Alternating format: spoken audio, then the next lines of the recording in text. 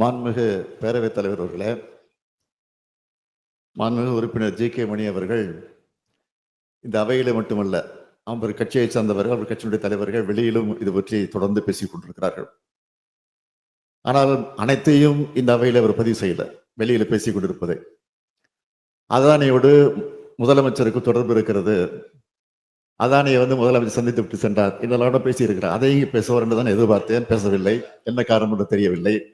ஒருவேளை உண்மை தெரிந்து விட்டது அவர்களுக்கும் என்பது காரணத்தினால் விட்டு விட்டிருப்பார் என்று நான் கருதுகிறேன்.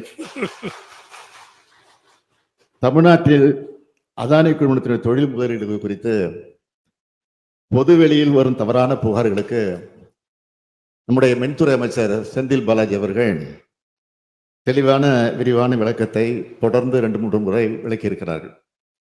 அதற்கு பிறகு தொடர்ந்து இதை பற்றி செய்தி வந்து கொண்டுதான் இருக்கிறது. அதானி நிறுவனத்துடைய முதலீடுகளை வைத்து தமிழ்நாடு அரசுக்கு களங்கம் கற்பிக்கக்கூடிய நினைக்கக்கூடியவர்களுக்கு நான் எழுப்பக்கூடிய கேள்வி என்னவென்று கேட்டால், அதானி மீது சொல்லப்பட்டிருக்கக்கூடிய குற்றச்சாட்டுகள் குறித்து பாராளுமன்ற கூட்டுக்குழு விசாரணை அமைக்க வேண்டும், அந்த விவகாரம் குறித்து நாடாளுமன்றத்தில் விவாதிக்க வேண்டும் என்று நாடாளுமன்றத்தில் இந்தியா கூட்டணி கட்சிகள் முழக்கம் எழுப்பி வருகின்றன. திமுக மீது குறை சொல்லிக் கொண்டிருக்கக்கூடிய பாஜகவோ பாமகவோ இந்த கோரிக்கையை ஆதரிக்க தயாராக இருக்கிறதா? நாடாளுமன்றத்தில் நாங்கள் நாடாளுமன்றத்தில் வைக்கக்கூடிய கோரிக்கையை ஆதரித்து நீங்கள் இது குறித்து விளக்கி பேச தயாராக இருக்கிறீர்களா என்ற கேள்வி மாத்திரம் நான் இப்போது கேட்டு வந்தேன். இப்பொழுதும் சொல்கிறேன், எங்களுக்கு தமிழ்நாட்டுக்கு அதுக்கு எந்தவித சம்மந்தம் கிடையாது. என்னை அவர் சந்திக்கவில்லை, நான் அவரை பார்க்கவும் இல்லை. இதை விட வேறு விளக்கம் தேவையா? நான் கேட்கிற கேள்விக்கு நீங்க பதில் சொல்லுங்கள்.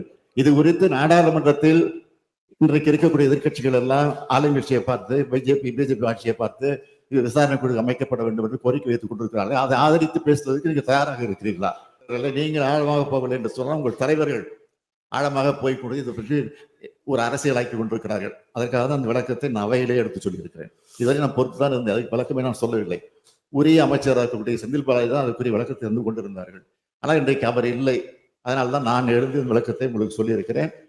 நான் அந்த விளக்கத்தை சொல்லுகிற நேரத்தில் நான் வைத்த கோரிக்கை நீங்கள் ஆதரிக்க வேண்டும். பாராளுமன்றத்தில் பாமகவும் பாஜகவும் இருக்கிறது, எனவே ஆதரிக்க வேண்டும். அதற்கு பதில் சொல்ல மாட்டேங்குது.